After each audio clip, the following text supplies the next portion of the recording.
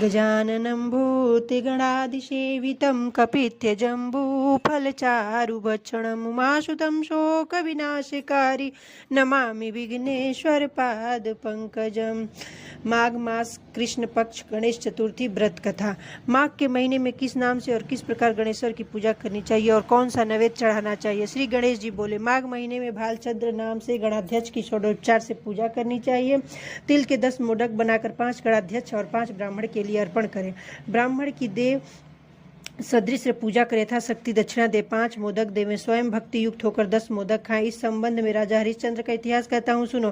पहले समय में सत्यवादी ब्राह्मण भक्त हरिश्चंद्र प्रतापी राजा हुए। उनके काल में न कोई अधर्मी सुनाई देता था, न कोई दुखी रहता, न दरिद्री रहता, न कोई रोगी, न कोई अल्पायु रहा। उनके राज्य में ऋष्य शर्मा नामक एक तपस्वी ब्राह्मण रहता था। थोड़े ही समय में उसको एक पुत्र हुआ। देव योग्य से ऋष्य शर्मा मर गया।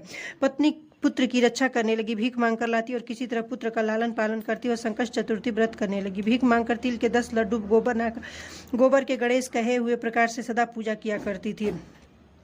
एक समय उसका 5 वर्ष का पुत्र गणेश की मूर्ति का खिलौना समझकर गले में बांधकर खेलने के लिए बाहर निकल गया। उसी समय मूर्ख कोहार उस 5 वर्ष के बालक को अपने आवा में डाल दिया। इधर उसकी माता पुत्र को न पाकर पागल सी हो गई और गणाध्यक्ष का पूजन कर विलाप करने लगी। हे गणेश, हे महाकाय, हे जटा समूह से शोभयमान, पुत्र दुख से पीड़ित मेरी रक्षा करे।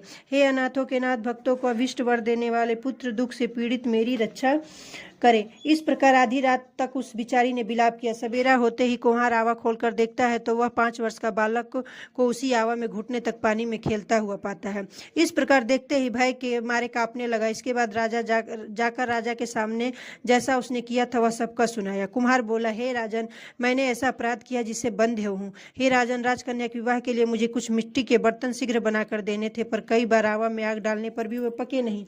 तब मैंने जादू टोना जानने वाले किसी एक गुणी से जाकर पूछा तो उसने चोरी से बालक की बलि देने के लिए कहा। तब बड़ी चिंता उत्पन्न हुई कि किसके बालक को अग्नि में डाल जाए। जिसके बालक को अग्नि में डालूंगा वो तुरंत मुझे काट डालेगा। इस भय से किसी राण के लड़के की बलि देने का निश्चय किया और अपनी भार्या को यह समझाकर कहा कि ऋष्य शर्मा नामक ब्राह्मण मर गया, उसका लड़का 5 वर्ष का है। उसकी विधवा माता भीख मांगकर अपना पुत्र का पालन करती है। यदि उसके पुत्र को बलिदान किया जाए तो वह गरीब दुखिया कुछ न कर सकेगी और मेरे सब बर्तन पक जाएंगे। फिर मैंने उस बालक को खेलते हुए पकड़कर आवा में डाल दिया।